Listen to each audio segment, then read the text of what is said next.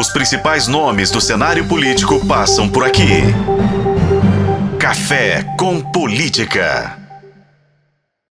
O nosso convidado aqui no Café com Política de hoje é o líder de governo na Câmara Municipal de Belo Horizonte, vereador Bruno Miranda, do PDT.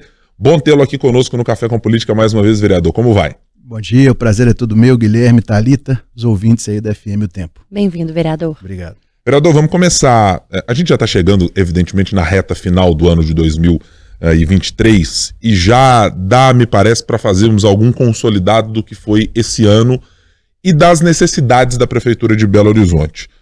Considera que parcialmente aquilo que o prefeito Fuad Noman gostaria de ver aprovado, e é claro que eu vou mencionar depois recursos para venda nova, projeto de retrofit, mas no cômputo geral, o prefeito conseguiu aprovar as coisas que gostaria até o momento?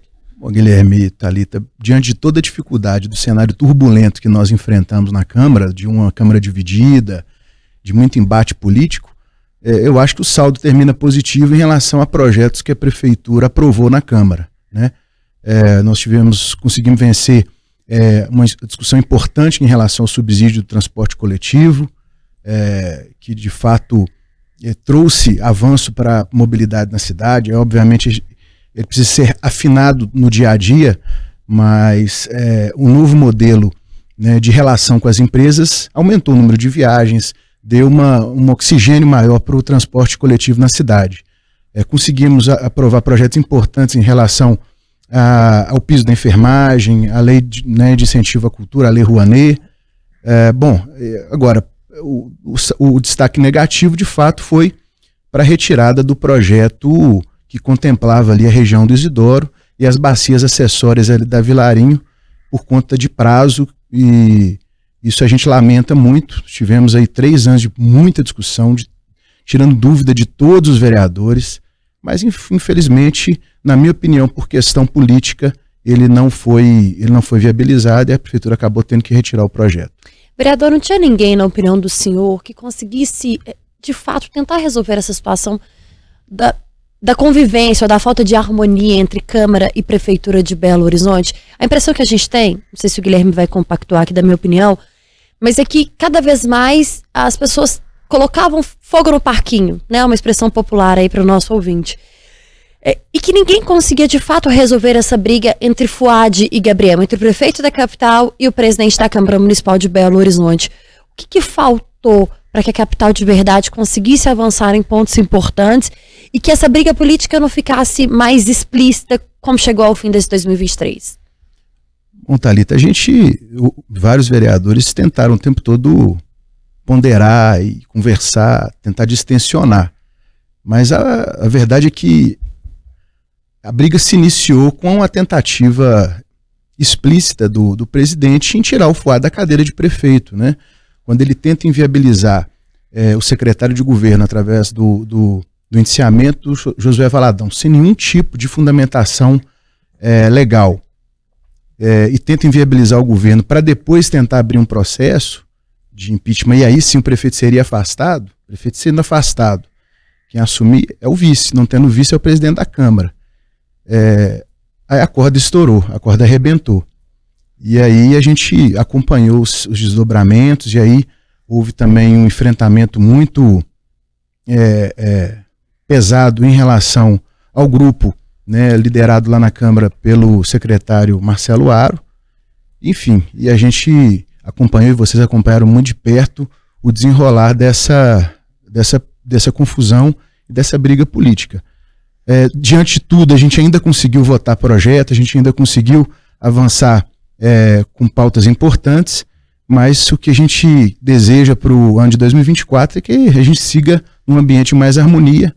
É um ano eleitoral, é legítimo que o presidente tenha seus interesses, que o prefeito tenha seus interesses em reeleição, mas que a gente precisa de fato fazer com que a Câmara trabalhe de verdade em favor da cidade. A Câmara tem a expectativa de que isso se acirre, temperada pelo ano de 2024 ser um ano eleitoral, ou de fato há alguma possibilidade, vereador, de que as tensões sejam minimamente diminuídas, uma vez que está claro e está dado que me parece haver poucas condições objetivas para que tanto o vereador Gabriel seja cassado, quanto para esse estopim de uma eventual cassação ou impeachment do prefeito também seja dado na Câmara?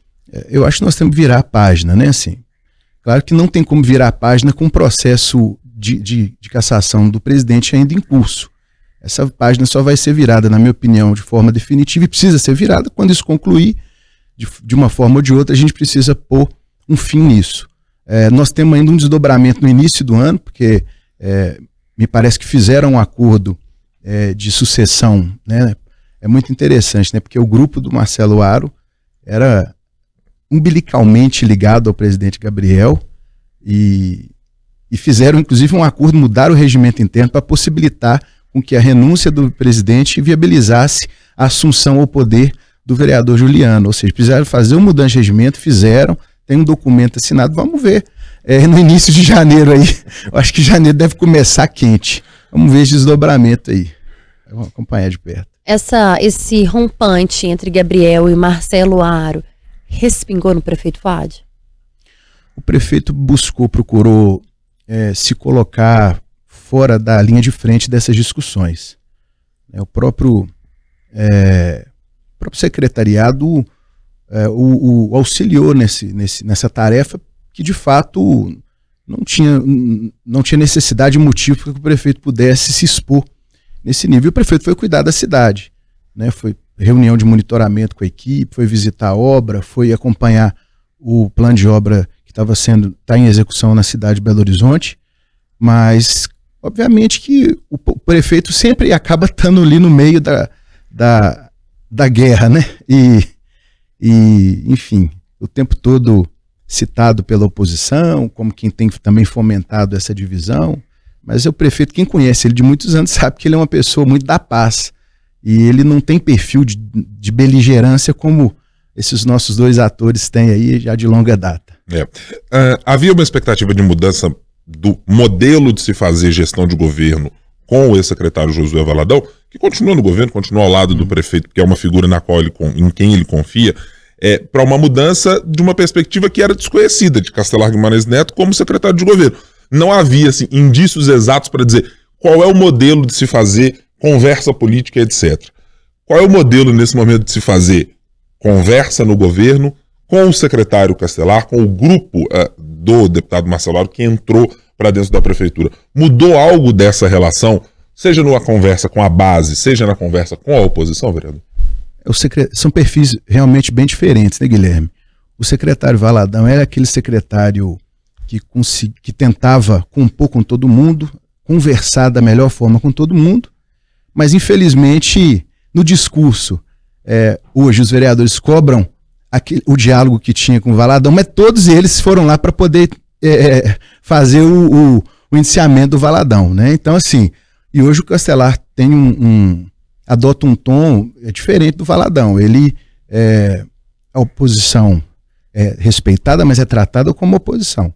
E a base é respeitada e é tratada como base de governo, e como é no governo federal, no governo estadual, como acontece em todas as outras esferas do executivo.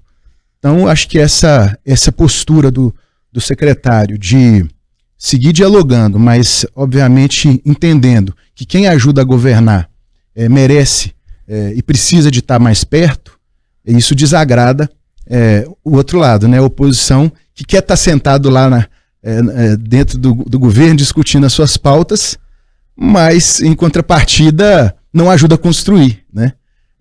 Então esse é o grande diferencial de um e de outro, cada um com as suas qualidades e tudo, mas eu acho que isso aí foi importante, mas também gera um desconforto por parte da oposição. E deixa eu aproveitar exatamente nesse mesmo tema, vereador, para lhe perguntar de uma coisa que a gente vê a Câmara Municipal com um perfil de alguns vereadores que são, eu vou chamar assim de midiáticos, no sentido de ter uma presença nas redes sociais, tem um diálogo com o eleitorado de rede social, ou que talvez responda criticamente ao que fazem muito nas redes sociais.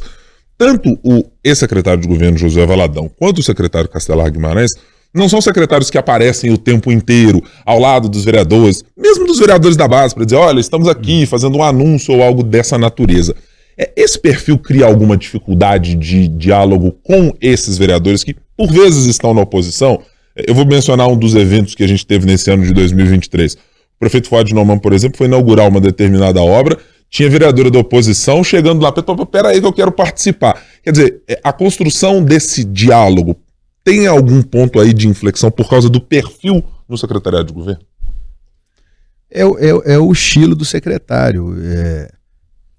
É isso, assim. O Valadão era uma pessoa, tem um perfil de tentar compor com todo mundo, mas muitas vezes quando você quer agradar todo mundo, você não agrada ninguém.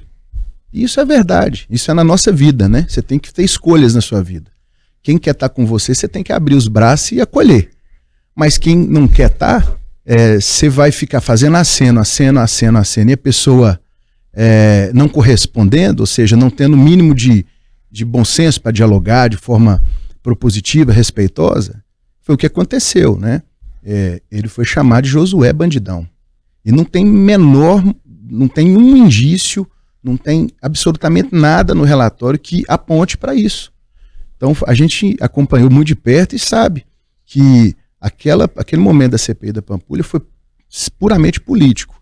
Técnicos respeitados no âmbito da prefeitura de carreira, engenheiros com doutorado, pós-doutorado em gestão de águas, em todas as reuniões bem fundamentadas, mostrando todas as soluções que seriam possíveis buscar. Nenhum tipo de argumentação técnica era aceita, nenhum tipo. Tanto é que depois eles tiveram apoio de todos os órgãos de classe dos engenheiros, sociedade dos engenheiros, sindicato, conselho, né, regional, mostrando que, infelizmente, naquele momento, a política sobrepôs a razão. E aí deu no que deu.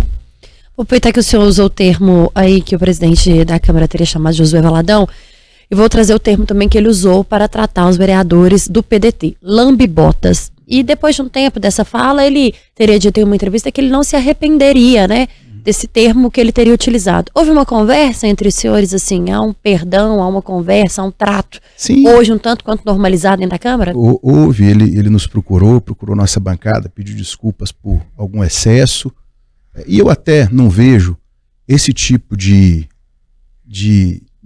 ofensa, como esse tipo de ofensa como quebra de decoro. Isso acontece no momento de debate, de discussão mais acalorada. Um é lambibota da oposição, o outro é lambibota do prefeito, e isso acontece na política. Agora, o que aconteceu foi que ele passou muito do limite em outras frentes, em outras críticas, em outras ações concretas com os nossos colegas, e aí a corda realmente arrebentou. Mas desse episódio para cá nós já conversamos algumas vezes, ele já se desculpou, e eu também não tenho problema nenhum pessoal em relação a ele. Eu só mostro para ele que é o seguinte: é difícil de confiar, sabe, numa pessoa que por tantas vezes deu sinais que os acordos estavam encaminhados para serem cumpridos, pautas, e as coisas não caminhavam. Essa acho que é a grande dificuldade, inclusive, do próprio prefeito, de sentar com ele, retomar uma agenda importante para a cidade. Falando em agenda importante da cidade, no começo da nossa conversa nós mencionamos o projeto de Isidora e os demais para as bacias de contenção de alagamentos na cidade. O que fazer a partir do cenário que foi colocado mais uma vez dentro da Câmara? Não conseguiram um acordo, sempre surge o argumento por parte da oposição. Nós ouvimos aqui, por exemplo, alguns dos vereadores, o vereador Ciro Pereira, que teve por aqui, dizer: olha, nós não podemos dar um cheque em branco à prefeitura. E aí surge em outros momentos dizendo: olha, o prefeito está pedindo um recurso, mas não diz exatamente para onde vai. Parece ser um discurso que se repete na oposição, em uma situação com a qual a prefeitura também não consegue desatar o nó. Tem solução em 2024 para isso, vereador? Guilherme, esse tipo de discurso, assim, de cheque em branco, de que a prefeitura não sabe aonde vai aplicar o dinheiro, são argumentos muito rasos. A gente sabe muito bem que para fazer a captação de um recurso desse montante, com qualquer fundo de financiamento, com qualquer agente financeiro, seja ele o BID, seja ele a Caixa, seja ele o Banco do Brasil, a prefeitura simplesmente não manda um projeto de uma página e recebe o recurso. É preciso ser enviado para o sistema financeiro projetos, estudos que mostram a viabilidade, a necessidade de obras e intervenções do local. Depois que o recurso é aprovado na Câmara, o empréstimo, esse empréstimo ainda vai ser captado. Quando ele vem, a prefeitura ainda tem que contratar projeto executivo, ou seja, e o sistema financeiro, né, o agente financeiro que faz o empréstimo desse valor para a prefeitura, ele acompanha de muito perto a execução, até porque esses organismos internacionais eles têm os recursos, mas muito focados, né, em tratamento de fundo de vale, obras de urbanização. O prefeito e a prefeitura não pode pegar o dinheiro e fazer o que ela quer. Então, assim, é muito desconhecimento, não sei se é desconhecimento ou também má vontade mesmo, né? E demonstra que o ambiente político, quando está ruim, quem perde de fato é a cidade. Qual é o tamanho do prejuízo, na sua avaliação, vereador, que a cidade tem, considerando essa sua última fala, com não ter este projeto levado à frente? Correr o risco de ter dificuldades relacionadas à chuva mais do que existem, porque hoje a gente tem visto, num alinhamento com o governo do estado e a prefeitura, algumas possibilidades, até com prefeituras também da região metropolitana, possibilidades de que alguns desses projetos saiam do papel e você consiga, de alguma maneira, mitigar. Mas Belo Horizonte, em alguma região específica, corre um risco maior por não ter recursos assim, vereador? Guilherme, esse recurso era fundamentalmente para as bacias acessórias da Vilarinha. É importante dizer que a obra grande da Vilarinha, a grande bacia, está sendo feita, já está bem encaminhada. Inclusive já está dando resultado positivo com as chuvas. Mas também que esse recurso ia para a urbanização da região do Isidoro, que é uma região que está consolidada. Milhares de famílias estão morando ali e parte desse recurso ia para a criação de vias, avenidas, vias de acesso, né, para uma região que é a mais carente da cidade, que é a região norte. Ou seja, esse atraso que nós tivemos esse ano vai impactar talvez mais 3, 4, 5 anos para que chegue, né, de verdade obra de intervenção ali. Mesmo que a prefeitura consiga renegociar com o BID um novo prazo, mesmo que a prefeitura consiga, junto ao governo federal, viabilizar o recurso do PAC para poder urbanizar a área do Isidoro, e o encaminhamento parece que tem sido nesse sentido, o atraso e o prejuízo já tá consolidado. Vereador, a gente está chegando aí a 2024 e em 2024 tem eleição municipal. A gente tem recebido no Café com Política diversos nomes daqueles que são pré-candidatos à prefeitura de BH. Como que o senhor avalia hoje a possibilidade de uma reeleição do prefeito Fouad, colocando aí os nomes que estão se colocando também nessa disputa? Eu acho que a cidade tem uma boa impressão da gestão do prefeito. Eu acho que as pesquisas mostram isso, que ele tem embora ele ainda seja uma figura menos conhecida, né? Ele é um prefeito que sucedeu um cara que era muito conhecido, que era o Calil, mas hoje ele tem já conseguido alcançar um nível de conhecimento bem maior do que aquele que ele tinha inicialmente. A cidade vê a gestão dele como bem avaliada, vê que as coisas estão caminhando, as obras estão acontecendo, e obviamente ele vai enfrentar os adversários e o debate político para tentar a reeleição. E eu vejo com muito bons olhos. Acho que eleição tem que ter outros candidatos, outras visões de mundo, para que a gente possa também, a cidade possa também participar desse debate, participar desse processo de escolha e escolher o melhor aí para a nossa capital. O senhor já foi candidato ao Senado. Teria alguma possibilidade de ser um possível vice de Fouad? Não. Nós tivemos uma conversa muito franca com o prefeito. Eu tive com o presidente Lupe, né, presidente licenciado, e colocamos para ele de forma muito transparente a intenção do PDT em lançar a deputada Duda. O Lupe disse com essas palavras: a gente respeita muito a sua gestão, mas o partido ele constrói um discurso interno sempre de possibilitar candidaturas próprias sempre quando possível. Encabeçando chapa. Né? Encabeçando chapa. Duda é uma deputada muito bem votada na cidade, é muito conhecida, está muito bem nas pesquisas, e não teria sentido a gente, com um quadro desse tamanho, né, no PDT, impedir com que ela pudesse fazer o debate na cidade, o debate político, né, no processo eleitoral. Claro que isso tem aí esse ano, abril, maio, até as convenções, mas o planejamento que está traçado para o PDT em Belo Horizonte é seguir com a candidatura da Duda. Estando como líder de governo, estando participante da gestão Fouad nesse período, eu quero uma comparação do senhor em relação ao que é potencialmente a candidatura de Duda Salabert. O que o prefeito Fouad faz na capital é uma antítese do que Duda Salabert propõe. Há coisas próximas entre o que os dois têm de visão de mundo, por exemplo? Há coisas próximas. A Duda foi vereadora comigo, e inclusive pegou uma parte da gestão do prefeito Fuad e votou a maioria dos projetos que o prefeito encaminhou para a Câmara. Claro que ela tem pontos de divergência com o prefeito e da mesma forma que eu tenho com ela, que eu tenho com o prefeito, a gente não consegue se afinar 100% em nenhum ponto, mas eu acredito que a gente tem muito mais proximidade com essa gestão do que diferença, embora existam diferenças. A própria Duda nos últimos meses tem feito críticas a algumas questões pontuais da administração que a gente precisa respeitar e faz parte do debate político, né? Deixa eu ver a possibilidade, desculpa interrompê-la, Thalita, para continuar nesse interim das relações políticas para 2024. Há alguma possibilidade? Hoje a gente não enxerga exatamente uma possibilidade de unidade de uma candidatura do PDT com os demais integrantes do campo de esquerda. A federação, claro, ajuda muito a que esse diálogo fique mais restrito e que no momento devido as costuras aconteçam.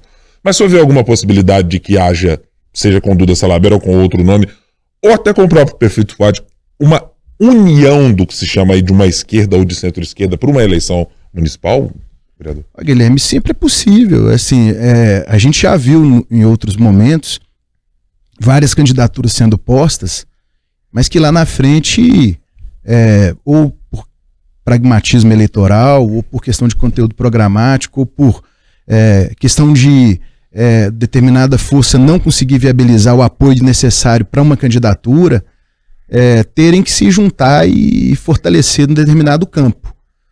Isso pode acontecer não só com o PDT, mas com o próprio PT, com a Federação PT, com o PSD.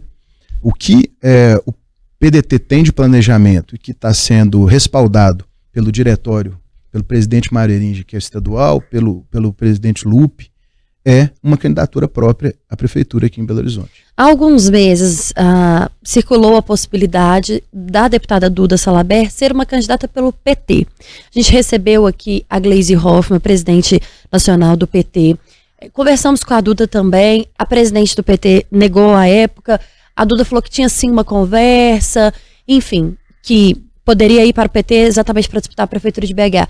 Há alguma mágoa do PDT aqui por causa disso? Não, até porque isso ficou muito no campo da especulação, né? De forma muito clara, ela nunca chegou para o PDT e impôs, olha, se eu não tiver espaço aqui, eu vou para o PT ou para outro partido. Nunca teve essa conversa assim, nesse tom. O que houve foi um entendimento entre a direção, entre a nossa militância, que, tendo um quadro do tamanho da Duda Salabert, com um debate político qualificado que ela faz, né, sobretudo na área ambiental, na área da educação, não tem sentido não fomentar essa candidatura. O senhor já está lidando por algum tempo, vereador, com a atual gestão e já passou por outras aprovações de orçamento. Nitidamente, nesse ano de 2023, incomodou bastante o prefeito Fuad Numan, quem nós recebemos na última semana aqui no Café com Política, o fato de ter apresentado um déficit, mas não necessariamente pelo déficit aparecer no orçamento, mas pela crítica acoplada ao déficit em relação a ele. A cidade deve se preocupar, em função de ter um déficit nesse ano, foi um uso político, que avaliação deve se fazer a partir daí? Porque claramente o prefeito que entende, conhece, já atuou por anos a fio em finanças e em finanças públicas, deixou claro que isso foi uma questão que o incomodou bastante. É verdade, ele ficou bem incomodado e assim, ele de fato é um homem do orçamento, né, da finança de uma vida, né, Banco Central, Secretaria de Fazenda do Estado, BH, mas ele tem que, né, acho que respeitando o posicionamento, mas ele precisa entender que quando o número está negativo, a preocupação ela deve proceder sim, aí cabe à administração, cabe ele como prefeito e ao seu secretariado mostrar que, né, ao longo dos últimos anos houve um superávit acumulado, que a gestão, que a administração da cidade é uma administração que respeita os limites fiscais e que esse monitoramento vai ser feito ao longo do ano que vem e, obviamente, tendo fazer ajustes, serão feitos ajustes, obviamente, sem comprometer os programas e serviços básicos da cidade.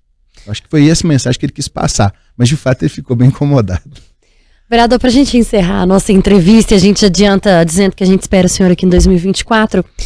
Qual que é a Câmara que o vereador Bruno Miranda, em relação à relação com a Prefeitura de Belo Horizonte, quer para o ano que vem? Acho que gostaria muito de pedir Papai do Céu, né? Para desarmar os ânimos Pode pedir ali. Papai Noel Pode pedir também. Exatamente, pode pedir Papai Noel também, estamos chegando próximo da data. Mas que a Câmara seja uma Câmara mais desarmada, vamos dizer assim.